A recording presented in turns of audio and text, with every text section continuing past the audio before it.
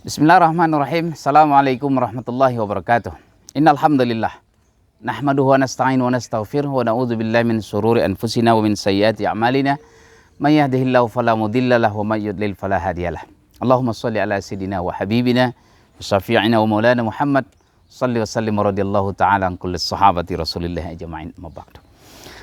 Kawan-kawanku di penjuru dunia, apa kabar? Dari Bukit Dinamika Umat, model sekolah bersih tanpa cleaning service.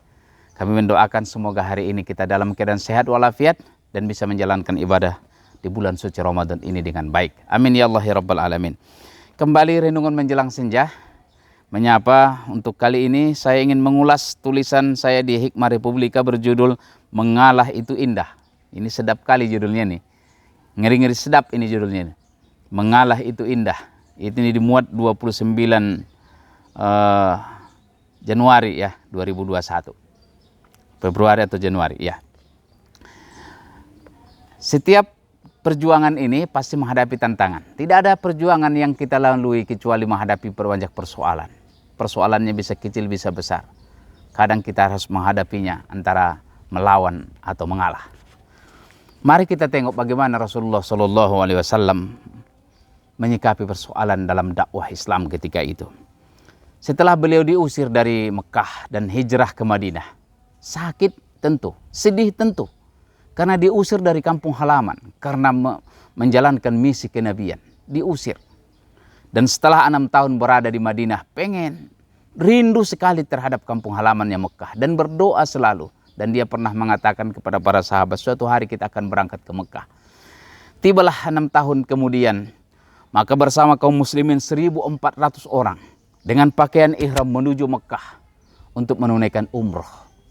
Ternyata keberangkatan Rasulullah dengan kaum muslimin ini telah didengar oleh kafir Quraisy. Maka di sebuah lembah mereka dihadang oleh pasukan Khalid bin Walid. Khalid bin Walid ketika itu belum masuk Islam, dan Ikrimah bin Abu Jahal, sepupunya sendiri anaknya Abu Jahal. Dan mereka tidak diperbolehkan masuk ke kota Mekah. Maka terjadi perundingan besar-besaran. Utsman diutus, enggak juga berhasil. Sehingga datanglah utusan dari mereka sepakat untuk melakukan negosiasi, perundingan antara kaum muslimin dengan orang-orang Quraisy ketika itu.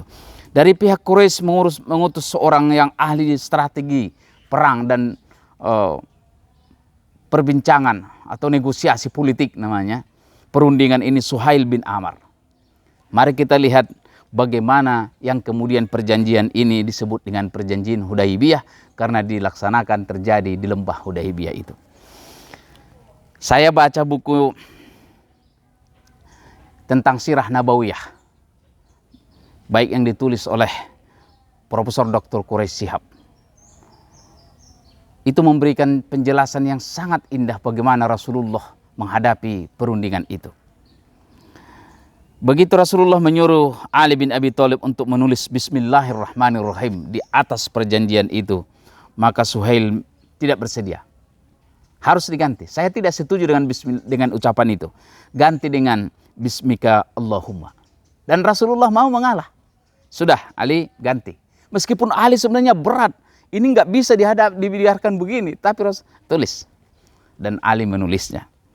Begitu masuk Muhammad Rasulullah mau mengadakan perjanjian, langsung dipotong oleh Suhail bin Amr mengatakan, saya tidak mengakui Muhammad sebagai Rasul. Ganti dengan Muhammad bin Abdullah. Itu 2 tahapan pertama yang luar biasa dan membuat para sahabat geram, ingin rasanya melakukan perang saja. Jangan dianggap kita takut menghadapi orang Quraisy. Berperang, bertempur kita mainkan. Tapi Rasulullah bilang, tenang. Dalam gencatan senjata ini dilakukanlah selama 2 tahun. Ada beberapa poin sebenarnya. Yang pertama yang paling penting disampaikan adalah bahwa Nabi Muhammad atau Rasulullah SAW dan kaum muslimin tidak boleh masuk ke Mekah tahun ini. Dan harus pulang keluar dari Mekah dalam 3 hari meninggalkan daerah Mekah, dan baru boleh 2 tahun yang akan datang. Itu sangat menyakitkan kaum muslimin. Dan sebagian bilang lebih baik kita berperang, mati pun jadi, jihad fisabilillah. Tapi Rasulullah bilang jangan. Kita patuhi, kita ikuti saja. Dan kalau nanti ada orang-orang Quraisy bergabung dengan orang Rasulullah SAW masuk Islam, kalau tidak izin walinya harus kembali. Tapi kalau orang-orang Islam yang datang ke Quraisy tidak mesti harus dikembalikan. Artinya perjanjian ini berlaku 2 tahun dan secara lahiriah ini sangat merugikan umat Islam ketika itu menurut penilaian para sahabat sebahagiannya. Tapi apakah betul yang sikap Rasulullah yang mengalah itu adalah kekalahan? Ternyata tidak. Mengalah itu bukan kekalahan, tapi strategi dakwah untuk mencapai keberkahan. Dan begitu selesai dan Rasulullah ingin pulang ke Madinah, maka turunlah surah Al-Fatah. A'udzubillahi minasyaitonirrajim. Inna fatahna laka fatham mubina. Sesungguhnya kami telah membukakan pintu kemenangan yang nyata kepada kalian. Maka sadarlah umat Islam ketika itu bahwa sikap mengalah Rasulullah itu adalah sebuah kearifan yang luar biasa dan justru itu adalah kemenangan. Kawan-kawanku di penjuru dunia, mengalah itu bukan kalah. Mengalah itu bukan kalah. Apalagi menyerah. Tapi strategi dakwah yang mengharapkan berkah. Kalau kita mengalah, itu bukan karena kita kalah. Kita berani dan kuat menghadapinya.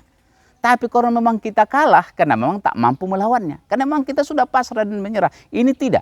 Pada saat posisi kita mampu menghadapi orang yang menghalangi kita, maka disitulah kita akan teruji. Apakah kita akan mengalah atau kita maju apapun risikonya. Di sini memang berbicara tentang benar dan baik. Boleh jadi benar, tapi belum tentu baik ujungnya. Boleh jadi juga dia benar, tapi mungkin mendatangkan keburukan yang lebih besar. Dan mengalah adalah kebenaran dan kebaikan berpadu di dalamnya. Oleh karenanya, kawan-kawanku seluruhnya, ada kalanya memang kita harus melangkah, tapi ada kalanya kita harus mengalah. Mengalah dengan mundur selangkah atau 2 langkah, tapi untuk mendapatkan 1000 langkah ke depan yang lebih maju lagi. Dan itulah strategi dakwah dalam memperjuangkan pendidikan dan dakwah dimanapun kita berada di seluruh penjuru dunia ini. Semoga bermanfaat. Hadanallahu yakum ajma'in. Wabillahi taufiq wal hidayah. Wassalamualaikum warahmatullahi wabarakatuh. Horas.